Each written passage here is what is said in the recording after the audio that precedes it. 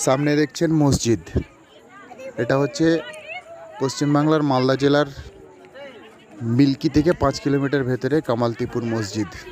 দেখেন নদীতে ঝুলে আছে মসজিদটা।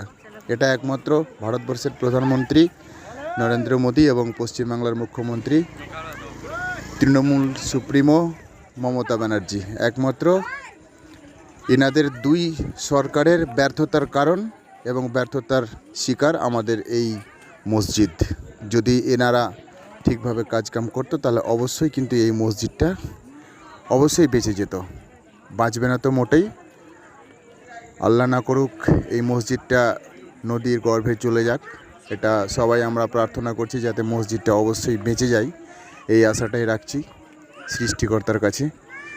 দর্শক যে যেখান থেকে দেখছেন ভিডিওটা ভালো লাগলে অবশ্যই বেশি বেশি করে শেয়ার করবেন, সারা ভারতবর্ষের মানুষ যেন দেখতে পায়। শুধু সারা ভারতবর্ষই নয়, সারা দুনিয়ার মানুষ যেন দেখতে পায় মসজিদের অবস্থা। এই আশা প্রত্যেকের কাছে। ভিডিওটা ভালো লাগলে অবশ্যই বেশি বেশি করে শেয়ার করবেন এবং ফলো করবেন। পরবর্তী ভিডিওতে আবার দেখা হবে। সবাই ভালো থাকবেন।